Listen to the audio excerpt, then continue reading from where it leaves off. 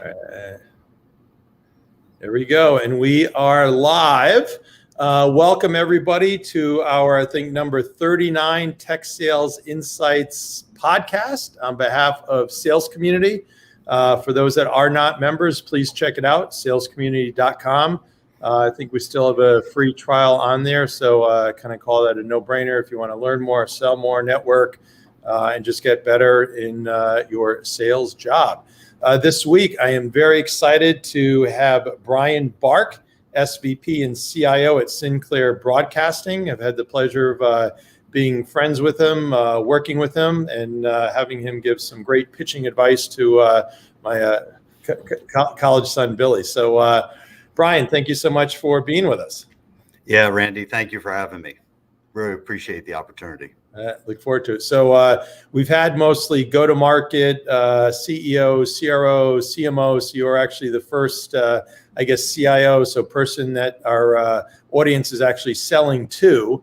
So we'll assume that you're going to do really well. So for those that are watching on any of our Facebook or YouTube or LinkedIn, please feel free to post any questions. You can see us, we cannot see you. So feel free to ask any questions, strategic, tactical, sales. Maybe somebody's trying to sell to Sinclair. I don't know if Brian will give you any nuggets or not. But anyway, so let's get going here. So Brian, you had starting off your career kind of a little different. You were a amazing star at NC State, playing both ways, and then had some time in the big leagues. Can you maybe talk a little bit how that experience kind of helped shaped your business career? Yeah, Randy, thanks for that. Yeah, I've had the tale of two interesting careers, and tenure in baseball lasted about 9 years between a playing career and then more on the administrative side.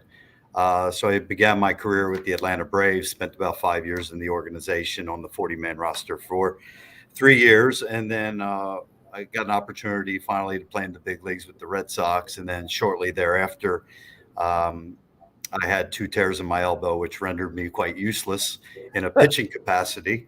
But I was lucky enough to be recruited by the New York Mets, where I became the assistant to the scouting director and pretty much oversaw kind of the computer operations for the scouting systems, and heavily involved in developing the first digital scouting system for the New York Mets back in the late 1990s, which actually bridged the gap between my two careers and launched me on a journey of IT early on.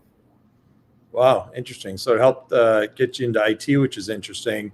But what about from kind of, I guess, how you've grown into being a fantastic leader? What about anything on the business side or kind of leadership side that maybe helped shape you during, I'm sure, what were some tough and interesting times? Yeah, I think from a professional sports acumen, a very competitive environment, ultra accountability. You never knew tomorrow could be your last day. So it was always about showing up, being available to play, and ultimate execution. So a lot of the skills you learn in your journey in professional sports are highly applicable to your business journey. Wow, that's great. And then, so talking about your business journey, maybe kind of, briefly go through kind of your career trajectory. Yeah, so I guess in the early 2000s, around 2000, I had been recruited by Smiths Group PLC, a London FTSE 100 company, similar to a GE type of profile. We had 5 major operating divisions, and it could be aerospace, defense, medical, energy services, and lucky enough throughout my career to spend time in most of those divisions as an executive in IT leadership, and ran a P&L as well. In the defense aftermarket. So I was CIO of 3 of the 5 major operating divisions throughout 15 to 16 years of my career there. From there, I had 2.5 years when Meg Whitman split the company with HP Enterprise, spent 2.5 years on the demand side of technology. I really did that to try and round out my CIO profile. Not a lot of CIOs have tenures in both the demand side and supply side of technology. Most of them deal on the supply side as an operational executive. throughout their career, but it certainly has shaped the selling side and the operational side. I've always tried to create some sort of differentiation in my career, because that's what they teach you in baseball. You can't move to the next level in baseball until you've produced and differentiated yourself from the previous. So that's kind of how I've run my career. Wow, that's great. So when you say demand side, is that because you don't want to say actually you're on the dark sales side? No, not at all. Just when you're talking in CIO speak, we talk about demand planning and supply side activity. So I just consider it more on the demand side, shaping. All right, awesome. Shaping solutions. All right, perfect. So we're just going to pop in these questions. So Tucker, thanks for doing that for us. So before we get to hearing more about your role at Sinclair, so Liam Hogan asks a great question. Where does your skimming of a cold email usually end? Subject line or first line of the body? I don't know what LGM is. Do you know what LGM is? No, I don't. But all right, so Liam, you might need to clarify that for us. We are older. And he said, then baseball related, what is your favorite and least favorite part of being a minor league baseball player? So, yeah, I'll take both ends of that. From a cold email perspective, I usually go down throughout the message and usually will forward that on to the appropriate party within my team. And I'd probably do a little bit more than skimming, because you never knew, as I said on the outset, when I could create something net new in the business. So it is quite important. We and my team do pay attention to these cold emails, and I would say other executives as well will do the same in sending those to me when it comes through their kind of domain. It could be our CFO or other executives in the business. From a baseball perspective, my favorite and least favorite part of being a minor league baseball player, I think the long bus rides in AA, where you could be 16 hours on a bus and then have to play that evening. It gives you a real appreciation for the type of work and commitment and tireless work ethic you have to execute and perform every single day. I think the favorite is the fans, getting to play, opportunity to play in front of a lot of interesting fans all around the country. So those are both sides of that. Yeah. I mean, and when you say interesting, I'm sure there's kind of good and bad fans, right? No, I think different stadiums, different cities. So, there are different cultures throughout the U.S. and getting an opportunity to perform in those specific cities. And, I had the opportunity to play for the Durham Bulls the year after the Durham Bulls movie. So, they were packing the stadium, about 6,000 people a night. What an opportunity to play right after the movie. Yeah, very good. And you're okay playing so close to Duke? I was okay. You're okay with that? And then getting back to former NC State Wolfpacker. There you go. And there you go, Liam. Let's go Mets. So getting back to the co-call email aspect. So if you were at a tech company, Liam's at Security Scorecard as an example in the security space. What type of what do you like in terms of short, sweet, value prop, knowing customers that they have, use cases in your industry, kind of what would be kind of your ideal? Yeah, I think one of the things I've always valued in shaping solutions is the customer referencing. I want to understand the lessons learned around developing the solution, how to best engage, where the rubber meets the road, and how to deploy this thing, and understand the real costs of what I be into, rather than what you just skim on the surface. So I think customer references are ultimately real important for me. Oh, great. And I guess I'll point out the Mets drafted, I think, Kumar Rocker from Vanderbilt, and then a local guy here I've known for a long time since he was a kid, Michael Bassel, who was a star pitcher at Virginia. So they got Mets picked up at least a couple of great pitchers for sure. So Liam, thanks for the question. Everybody else, please feel free to chime in with any questions, and we'll get you the appropriate airtime and great feedback. So getting back to you and your career. So now maybe talk about Sinclair, broadcasting, and maybe the company a bit for those that don't know, and your role. Yeah, so I'm the Senior Vice President and Chief Information Officer for the company. We are one of the nation's largest broadcasting groups. We have an interesting portfolio of assets. We run 186 stations across 86 markets in the country. We operate 62 news desks and a national product called the National Desk. We also have 21 regional sports networks, which are Bally Sports.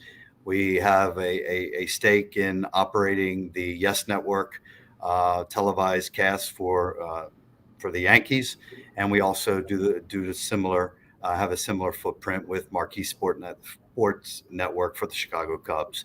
That pretty much rounds out our portfolio. We do lots of other things as well.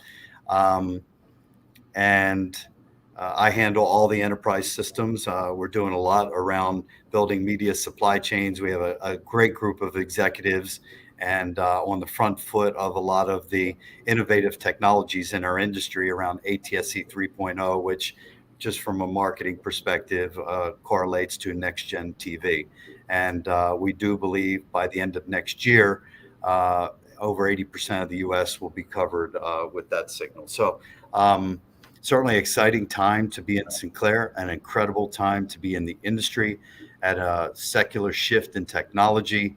And certainly we're seeing the multi-screen access with, gamification. We're seeing more over-the-top streaming technologies coming day in and day out, and certainly exciting time to be a CIO in this industry. Yeah, that's great. All right, Craig, Spitzer, Randy, good to see you. Craig, great to see you. And as I say, we're down in Naples, Florida area, and as some people down there say, it's better to be seen than viewed, because viewed means you're in a coffin. So always good to be seen. You'd rather be seen than viewed. But anyway, we're talking earlier before the broadcast about digital transformation. Then you actually use the wording digital renovation, I think. Can you talk about that? Yeah, I think for the last 25 years of my career, we've been doing some form of digital. And I think now we're seeing the opportunity with IoT and more innovative technologies around AR, VR. How do we adapt these new technologies into what we already have? And how do we open up the APIs to integrate so we get to much more data-driven insights and more insightful about how we make decisions in our business? So I consider it more of a renovation than a transformation.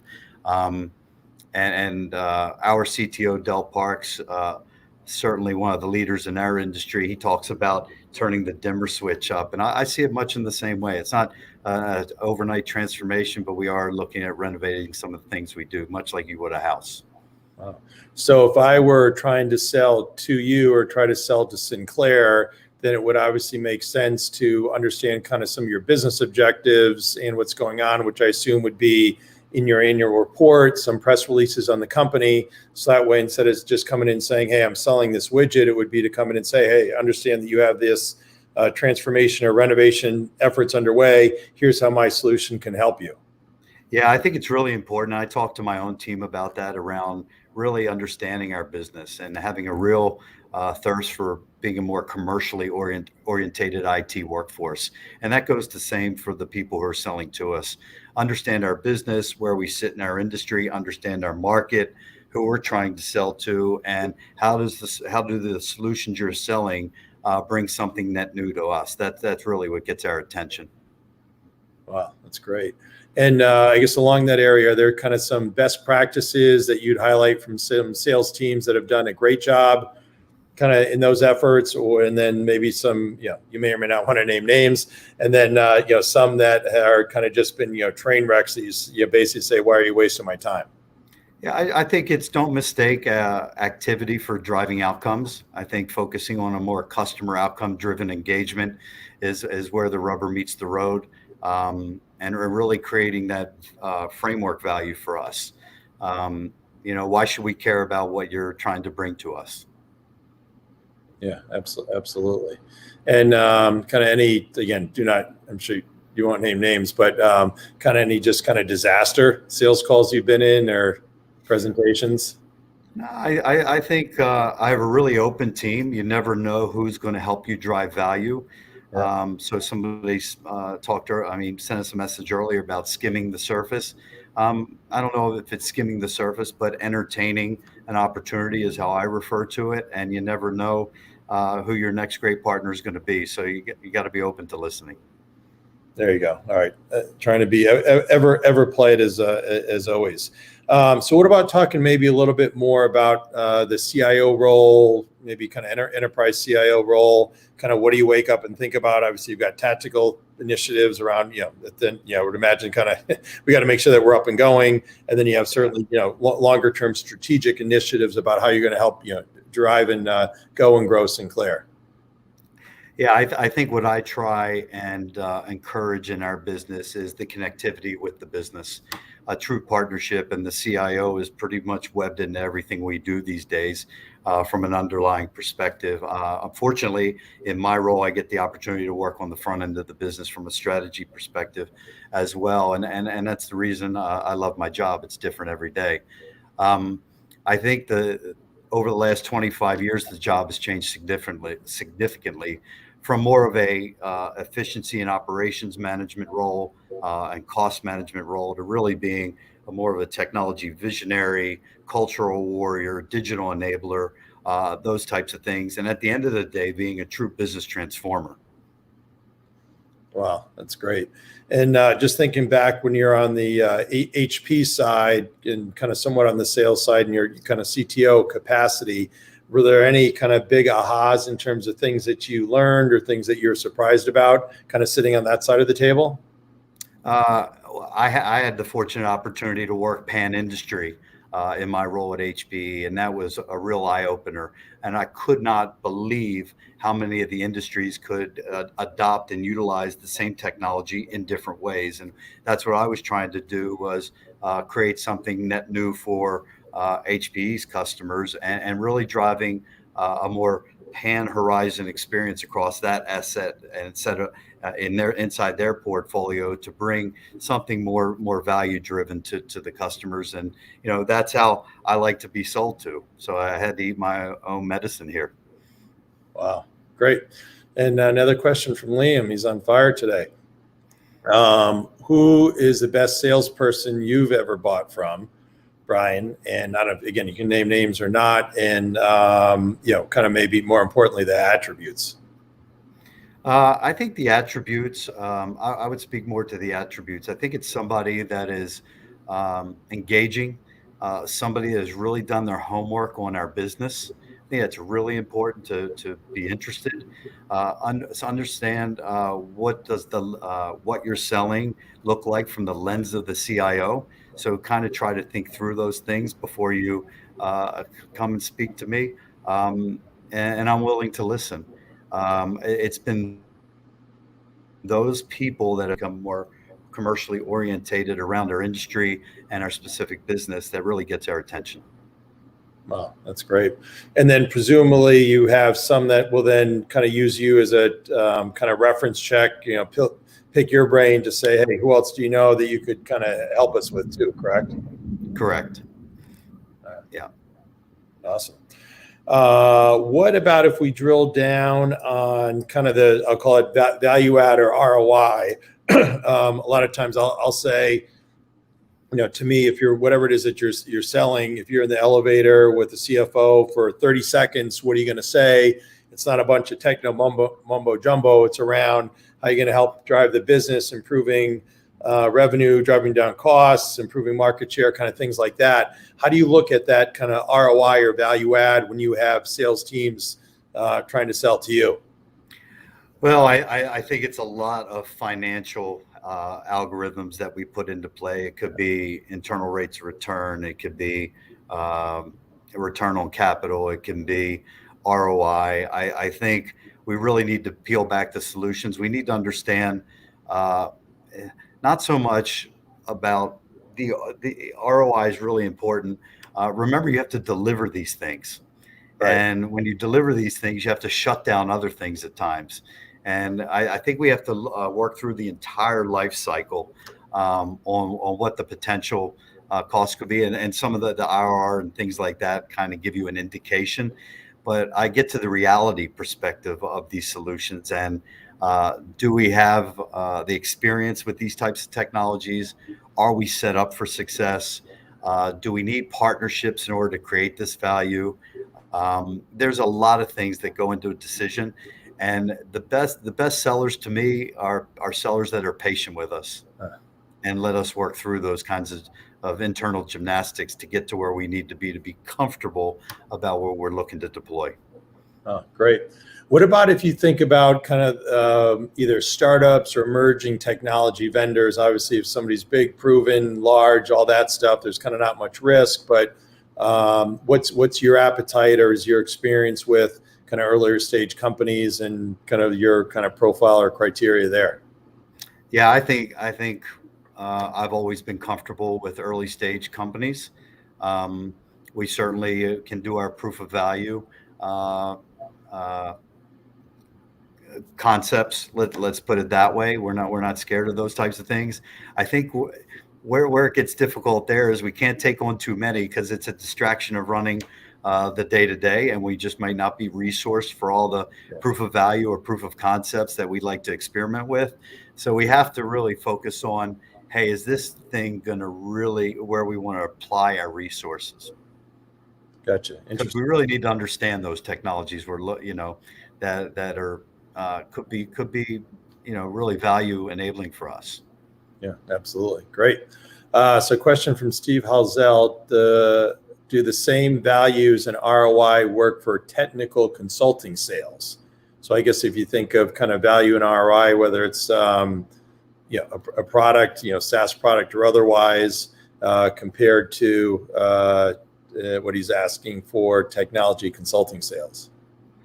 Um, Look, I think my success depends on a robust partner community. I'm not sure if that exactly answers the question that way, but partners have been the lifeline of my success throughout my career. And in today's world, where staffing and resourcing has become much more complicated and difficult, moving things into more of an as a service model is certainly an opportunistic way forward for us, or for any business for that matter. Oh, great. And then do you have, because there's obviously thousands of solutions out there that you could consider, which is impossible for you to do.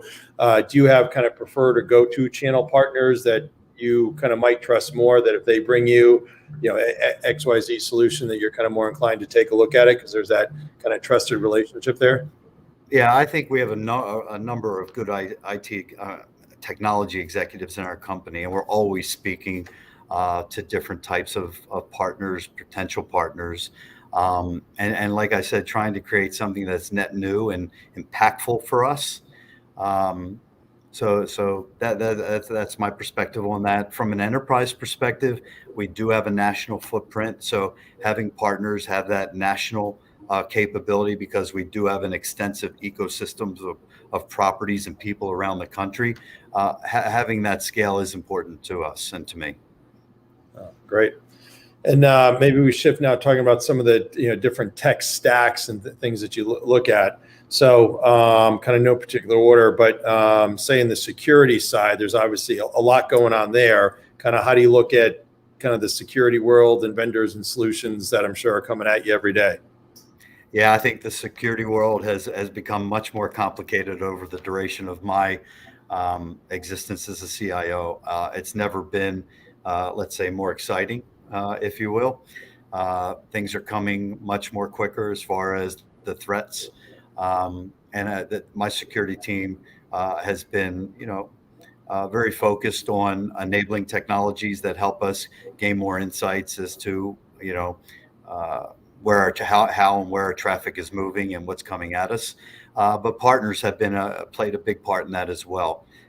So it's just not in the stack. It's partnerships. It's your internal capability and your resourcing and staffing, and having great people at the end of the day is paramount to your success at um, detecting and protecting.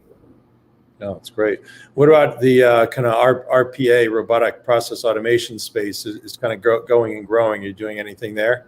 Yeah, I mean, certainly we look at all of these technologies, whether it's pattern recognition and machine learning, neural networks and deep learning. It could be RPA. We don't have a lot of those old AS400 and mainframe systems where we'd like to dabble in the cloud native world and an open API structure. So not a tremendous amount of RPA opportunity there. That's notwithstanding, we can do some screen scraping and automate some tasks, and um, you can automate testing where possible. But certainly we look at all technologies and where in the prioritization of what we'd like to do, where do they fall into? Well, that's great. And then probably would be somewhat similar, but the whole kind of, you mentioned machine learning, but the whole artificial intelligence kind of initiatives and strategies and things like that. What about AI? Yeah, I think, like I was saying, pattern recognition, so you can become more predictive about things in your portfolio, and have more accurate forecasting is paramount and central to where we're headed. So certainly we're not like we're not unlike any other business. We're taking a look at where machine learning can best help us, and really driving a focus and priority around how we can drive more value quicker out of those types of technologies. Oh. And then I know you're big into the cloud. Can you talk a little bit about that? Well, I think clouds have become much more complicated than anybody ever imagined. I think the concern is making sure you have a management capability to control several different instances of cloud that you may be exposed to. I mean, you have software as a service, you may have hybrid or hybrid computing, and then in the hybrid computing space, you have multiple clouds you're dealing with. The question is, how are you organized internally to wrap your arms around the transparent nature of how many things you're managing, Wow. and making it simple and efficient for us as CIOs to do that. Right. Yeah. And if you think about your kind of, say, your sales and marketing kind of tech stack, what kind of comes up there that you're involved in? I mean, we're no different than any other business. We have all the Salesforce automation capability at the front end.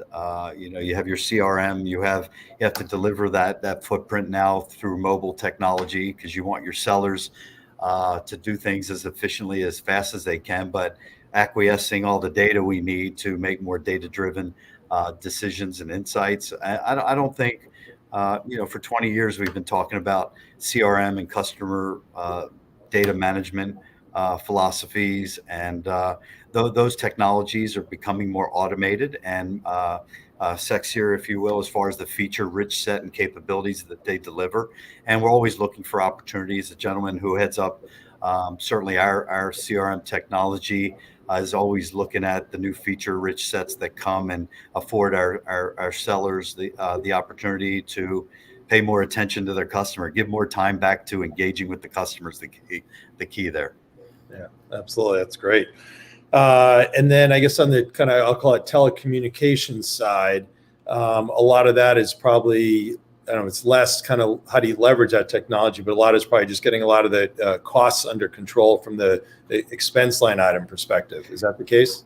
Yeah, I mean, we have a big footprint, as any large company like us does, of telecommunications spend, and it can be exhausting to administer that.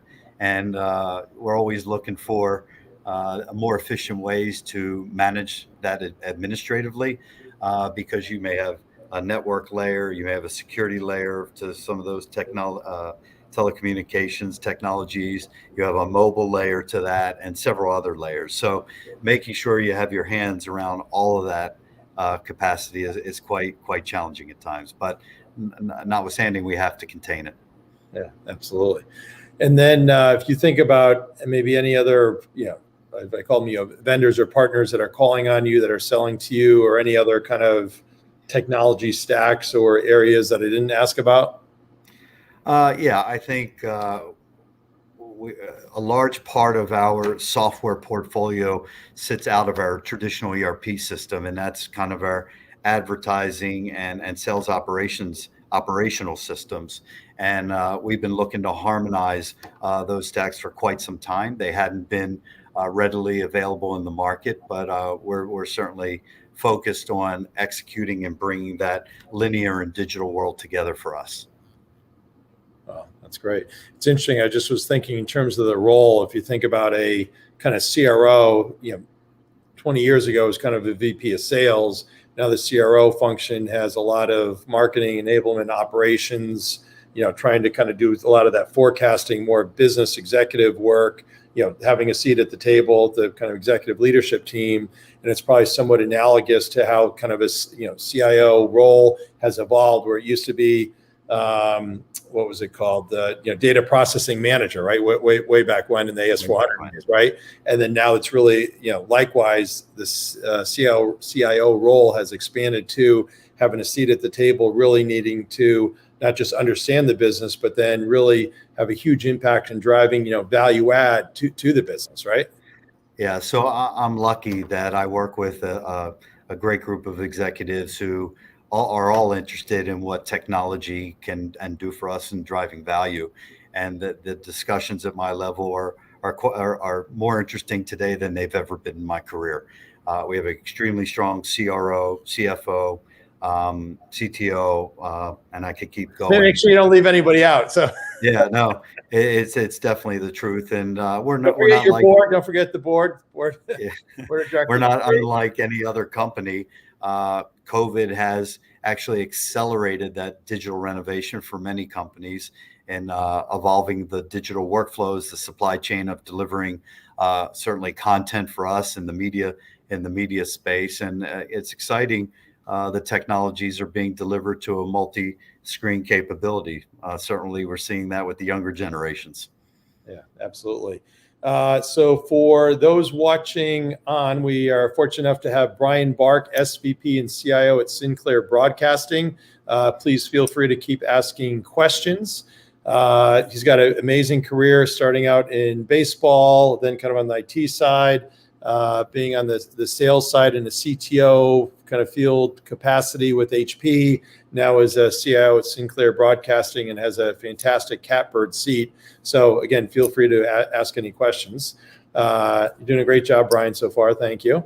We got a question from Jesse. Ever thrown a salesperson out of your company for being too aggressive, or I'd say have any other bad behaviors?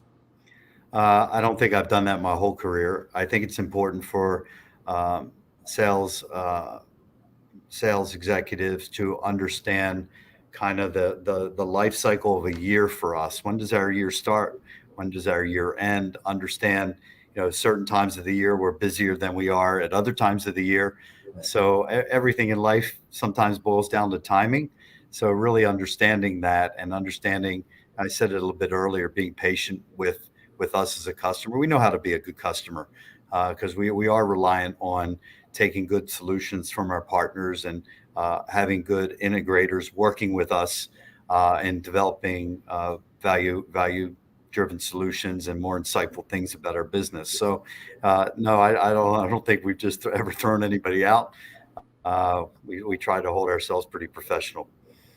There you go. So I was just going to say the consummate professional and ever polite and patient for sure. So before you're talking about COVID, any things that you experienced in terms of maybe creativity with some sales teams? Obviously, doing the face-to-face during COVID didn't work. Are there any kind of cool best practices that you had some people do with you that were trying to sell to you and your team?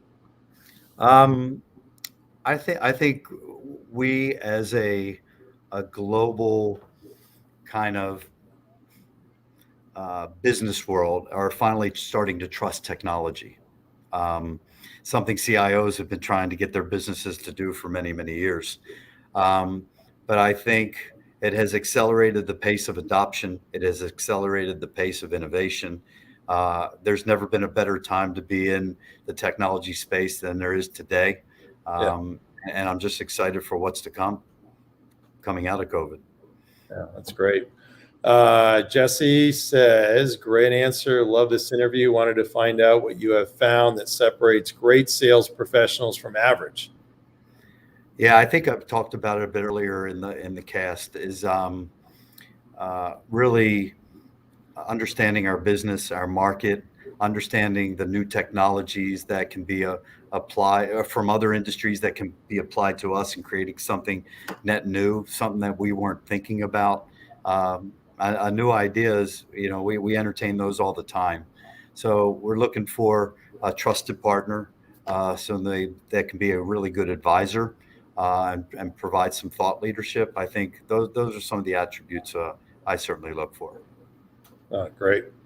And what about if you think about trends going forward? What do you see kind of from your, venue perspective? Yeah, becoming more insightful about our business, our industry, becoming more data driven. I know that's probably an overused term, but to get there is very difficult. When you talk about business transformation, making sure everybody's on board as to what that really means, and creating a taxonomy that everybody understands in the business. So creating a supply chain of everything, so things flow very efficiently across your business, whether it's a financial supply chain, a sales supply chain, a technology supply chain. But making sure everybody's on the same page about what things mean can really accelerate your business, value. Yeah, absolutely. Now shifting maybe to the talent side, right? So you have to kind of attract, you have to develop, you got to retain, you have to coach, manage up, manage out. Any words of wisdom around that area to share? Well, I think I said a bit earlier, it's never become more difficult to recruit talent or to retain talent. So a lot of the schools have more advanced educational curriculums around technology, more specialization, advanced degrees than ever before. We're seeing advanced degrees in machine learning, AI, deep learning, neural networks, all those types of things that are more appealing to people than ever. And when they come out of these university programs, they seem to be marching right towards the hyperscale technology providers, not moving within just industry. So it's more difficult for us to recruit those types of resources, which then in turn it becomes more important for us to really understand how effective and value driven partnerships can be. So I think at the end of the day, you're never slanted wholly towards one side of the fence. So we have to be more balanced in our approach to resourcing, uh, our needs. And do you leverage internships, like say with Uh, those college folks during the summers and all that? And yes, we do. Yeah, we have an internship cohort finishing up over the next 2 weeks before they move back to school. that's great. It's got to be great visibility for them, right? Just to get real hands-on experience and perspective. Yeah, and we also open up their exposure to our executive team as well. So just imagine that. Yeah, that's great. Fantastic. All right, Jesse, another question. Thanks, Jesse. How are you handling the growing needs and shadow IT of your revenue team, mainly marketing? So I guess if I kind of translate that specifically, not to talk out of school, but some folks have kind of say, just like technology companies have, their own engineering teams have the shadow IT, sales and marketing maybe trying to do their own thing kind of for their own needs. Yeah, I think it's having a strong demand management platform, from the incoming demand from your business, putting pressure on, how we prioritize what we can solution and deploy, and really focusing on what drives value. Certainly, from a compliance perspective, those things get a lot of attention and security. But I would have to say, hopefully, and I talked about it a bit earlier, is creating those strong partnerships at an executive level, and the transparency and open lines of communication, so that from each of our lenses, we're focusing on the right things and doing that together. And I think we're doing a pretty good job of wrestling that inside the business. Yeah, well, that's great. Thanks, Jesse. So again, for those watching on, feel free to post any other questions here. We'll be winding up soon. So thinking about kind of coaching and advice, any things that stick with you that you've kind of heard over the years? So when I was 31 years old, I had an executive as a boss, and he knew I was really enthusiastic about technology and what solutions could deliver for our business to become more efficient. but he took me aside one day and said, if you ever want to become top level information executive, you have to divorce yourself from the technology, because it's assumed that you know all that stuff. But what you need to really understand is how we're commercially orientated within our industry, how we make our money. And he couldn't have been a better mentor for me throughout my career. It's interesting too, because you have a lot of times now, what I call more business people that have really no IT background are going into the CIO functions. Do you see that with some of your peers? I do, and certainly I think my mentor was giving me that type of advice really early on in my career, and it was the best advice I had ever been given, as far as to take my ability and apply it at the next levels. Wow. Are there kind of cohort groups that you're part of, either kind of CIOs at a kind of local level where you are, or kind of from an industry perspective where you're able to kind of share best practices, ideas, suggestions, things like that? Yeah, so I would say there's all levels of activity going on from that perspective. There are local CIO forums in the Mid Atlantic that I'm a part of. There are industry forums that I'm a part of. I'm part of advisory boards for our partners. So I think it's important to be well exposed to all those communities and be participative inside those. And a lot of those forums have partners that attend those meetings as well, so they get exposure to what is high on the radar for CIOs and my peers. Wow, great. So from Ryan, thank you, Ryan. Has there been security and compliance challenges onset by COVID-19 pandemic and the shift to remote work? Yeah, I think the shift to remote work just created lots more endpoints for us CIOs. So endpoint detection has become critical in that security space. From redirecting network traffic, the IT, I just give a huge salute to all the IT engineers across all industries and all businesses. What a monumental shift to make, to limit disruption or negate disruption, and delivering continuity for their businesses. It was a large task for any business to do that. That's amazing. I mean, you knowing me, if a year and a half ago or 2 years ago, you'd say, "Hey, Randy, you're actually going to know how to do the Zooms. You're actually going to do a podcast. We're going to be doing this together."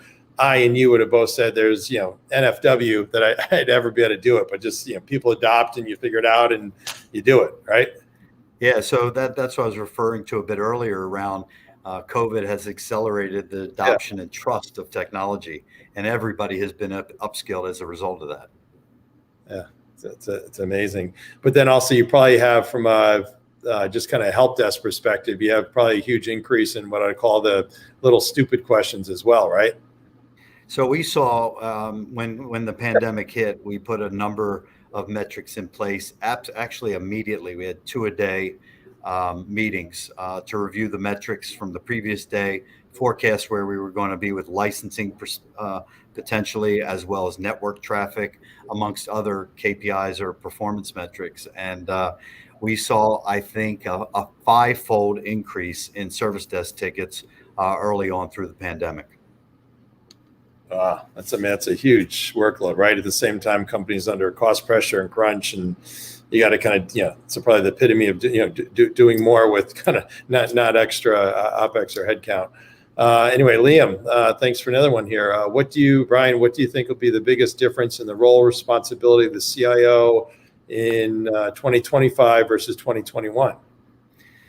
I think there'll probably be a shift for many CIOs reporting more directly to the CEO than there is today. I think there'll be a much stronger contingent of business engagement. And I think you'll see the community at the executive level becoming more integrated, because the technologies are becoming more integrated. And we're all trying to get to the same thing at the end of the day, is those more value-driven outcomes. Absolutely. But strengthening engagement, strengthening orientation, those types of things. I think more of the same that we're all working on today. It's just there's going to be more demands in 2025, I'm sure. Yeah, it's just amazing how everything evolves. I mean, we talk about our kids, and you think about the whole social network aspect of things and social media. 10 years ago to now, to think okay, 5 years from now, what's it going to be like for our kids, and then in the workplace, what's that going to be like, and how do you police it and make sure? And I'm sure the whole kind of social media aspect is a whole nother kind of beast to try and keep your hands on, right? Right. And then, I mean, from a social media aspect, we're not, like I said, unlike any other businesses. There we have presences, we have OTT and streaming technologies. Certainly, we have those feedback mechanisms with our customers.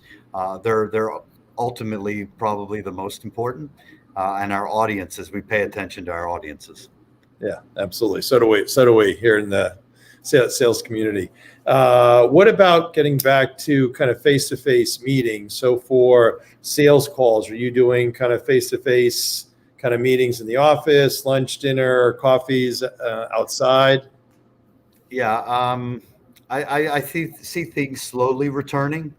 Certainly, we've had a rethink around what needs to be done in person versus what can be done through Teams, Zoom, and the other platforms that are available, because we seem to be on all of them. So we're probably a little bit more picky and choosy, because it does save time and save the money on expenses. And certainly, I think all companies are doing similar things that we're doing, but we are seeing a little bit more face-to-face activity today. Oh, that's great. And then what about getting back to kind of industry conferences and things like that are face-to-face? Do you have any of those on the calendar? Yes, I think there are probably a number of those set for the fall, but I think it's a wait and see, because certainly not fully out of the pandemic, but I think there's intentions to have more face-to-face conferences. Certainly, I'm registered for some of them, but we'll see if they happen. Yeah, right. Interesting for sure. And are you at the point that you're kind of New York? So you obviously, I'm sure, took the train up. Are kind of you and your team at the point yet where you're kind of flying for work? We've done some flying.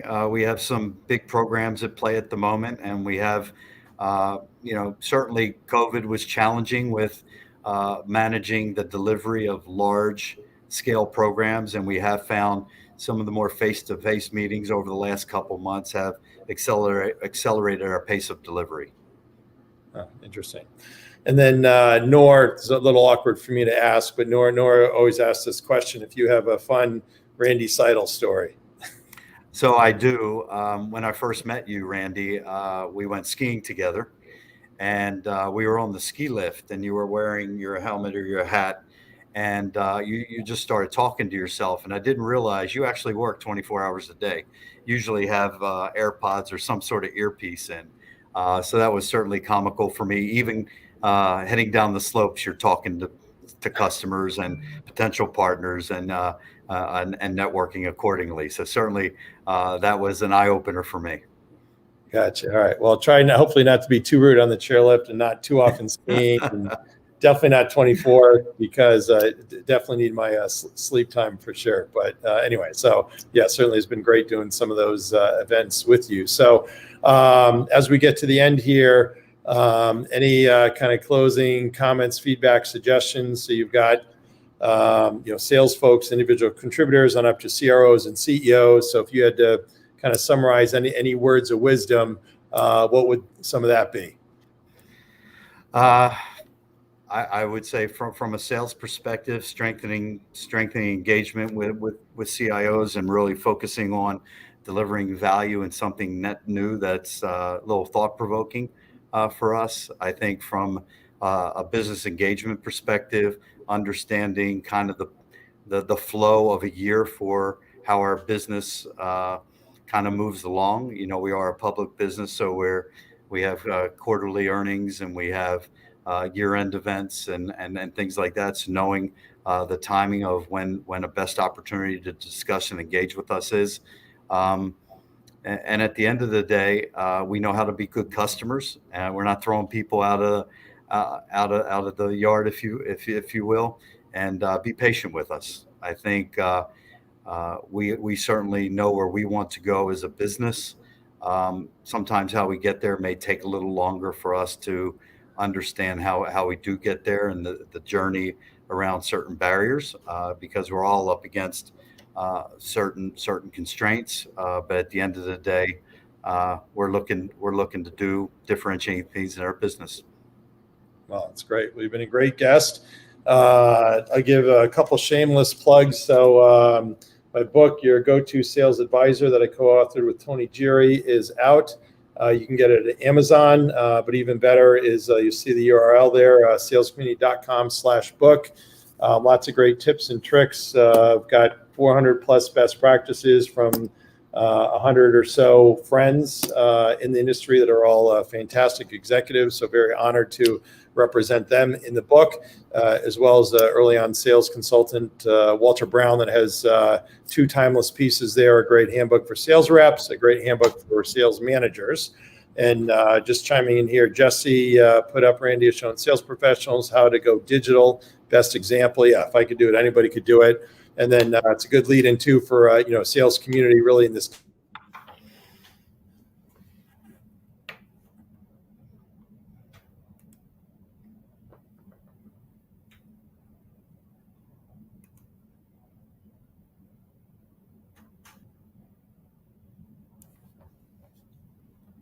Hey, Tucker.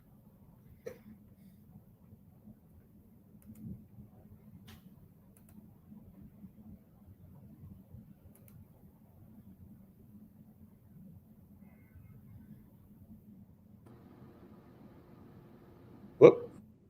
You there? All right. Anyway, so we are, I think I popped out there, right? Yeah, at the very end. Okay. All right. Sorry. Anyway, so I think we're wrapped. Brian, you've been a great guest. Tucker, thanks so much. Everybody have a great week. Thank you, Check Randy. out the book and go to salescommunity.com. Thank you.